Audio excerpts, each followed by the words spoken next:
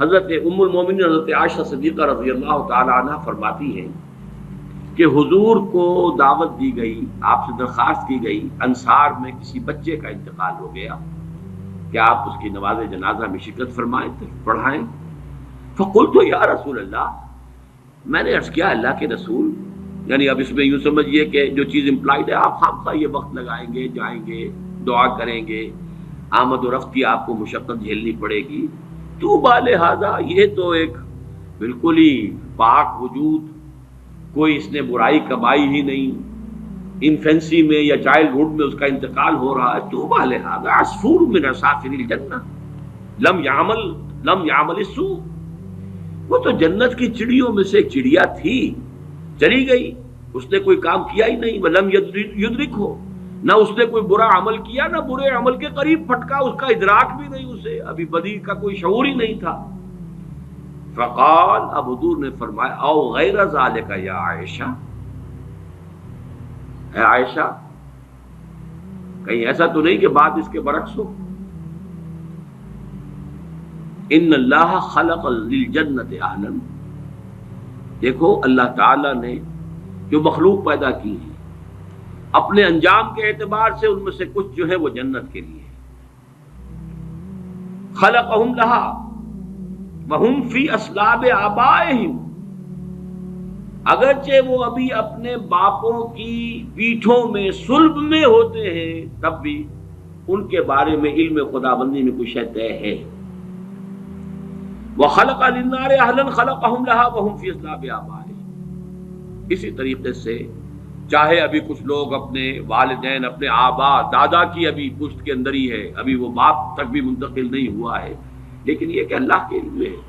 ہم نہیں کہہ سکتے کہ کس کا کیا انجام ہونا ہے، یہ ہمارے علم کی بات نہیں ہے، یہ اللہ تعالیٰ کے حوالے، علم خداوندی میں۔ ہمارا کام شریعت کا کیا ہے؟ مسلمان کا جنازہ ہے، جاؤ پڑھو، چاہے بچہ ہو، مشرک کا بچہ ہے اس کا آپ جنازہ نہیں پڑھ سکتے، بس بات ختم ہو گئی۔ ہمارے لیے شریعت ہے، اور وہ ہے اس ظاہر کے اعتبار سے، حقیقت میں کس کا کیا انجام ہونے والا ہے وہ اللہ بہتر جانتا ہے۔ وعن علی رضی اللہ عنہ قال قال رسول اللہ صلی اللہ علیہ وسلم ما منکم من احد الا وقد کتب مقعده من النار ومقعده من الجنہ، قالوا یا رسول اللہ افلا نتکل علی کتابنا وندع العمل۔ حضرت علی سے، اب یہ بڑی حکیمانہ یعنی حدیث ہے، حضرت علی سے مروی ہے رضی اللہ تعالی عنہ کہ حضور نے ارشاد فرمایا، ما منکم من احد، تم میں سے کوئی شخص ایسا نہیں ہے، کوئی شخص نہیں ہے مگر یہ کہ لکھا جا چکا ہے اس کا ٹھکانہ یا جنت میں یا دوزخ میں، یعنی اللہ کے علم میں طے، اللہ کے علم میں معلوم ہے، محنت کرو گے، کوشش کرو گے، لیکن یہ کہ جو انجام ہے وہ اللہ کے علم میں ہے، کتاب میں، من قبل ان نبرہا، وہ تو اس علم الہی کی جو کتاب ہے، ام الکتاب،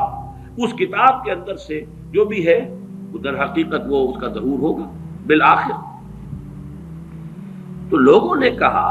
قالوا یا رسول اللہ، اب یہ جو نتیجہ نکلتا ہے نوٹ کیجئے، افلا نتکل علی کتابنا وندع العمل، تو کیا پھر ہم توکل نہ کریں، بھروسہ نہ کریں اپنی کتاب پر، جو بھی لکھا ہوا ہے وہ تو ہونا ہی ہے، پھر عمل چھوڑ دیں،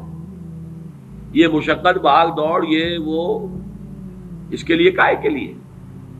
قال اعملوا، نہیں،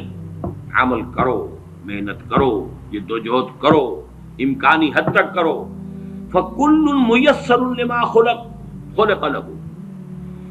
ہر شخص تدریجاً اس کی تیسیر ہوتی چلی جائے گی، میسر،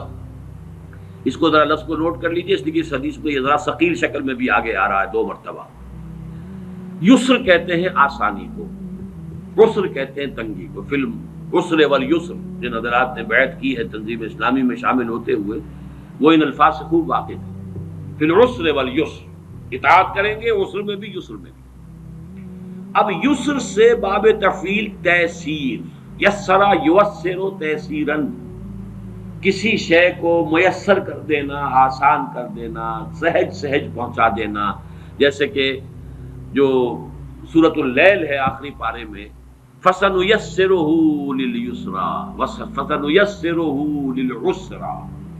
آہستہ آہستہ ہم اسے الیسرا میں پہنچا دیں گے یا آہستہ آہستہ وہ العسرا میں پہنچ جائے گا. تو کل میسر لما خلق لہ، ہر ایک جو بھی اس کتاب کے اندر درج ہے اس کے مطابق اس کی تیسیر اور توفیق ہو جائے گی. اما من کان من اہل السعادۃ فسیسر لعمل السعادہ، تو جس کا اللہ تعالیٰ کے اس علم میں سعادت کا ہے انجام، وہ سعادت کے لیے آسان کیا جائے گا، اس کے لیے سعادت اور نیکی کے راستے کھول دیے جائیں گے، کھلتے چلے جائیں گے. وَأَمَّا مَنْ كَانَ مِنْ أَهْلِ الشَّقَاوَةِ شَقِيٌّ وَسَعِيدٌ، یہ ہم اس حدیث میں پڑھ چکے ہیں متفق علیہ میں، یہ بھی لکھ دیا جاتا ہے.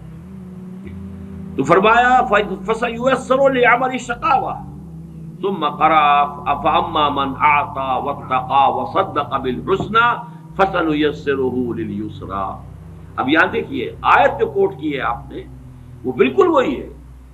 4 شرطیں پہلے انسان پوری کرتا ہے، 3 کم سے کم 3 آتے. فَأَمَّا مَنْ أَعْطَى وَاتَّقَى وَصَدَّقَ بِالْحُسْنَى فَسَنُيَسِّرُهُ لِلْيُسْرَى. جو شخص اعطا، جود، سخاوت، لوگوں کی تکلیفوں کو رفع کرنے کے لیے اپنا مال خرچ کرنا، اس کے لیے کوشاں رہتا ہے، پھر بچتا ہے، لوگوں کی دل شکنی سے بھی بچتا ہے، لوگوں کو نقصان پہنچانے سے بچتا ہے، اللہ کے احکام کو توڑنے سے بچتا ہے، اور صدق بالحسنى، اور جو بھی سچی اور اچھی بات سامنے آئے اس کی تصدیق کرتا ہے.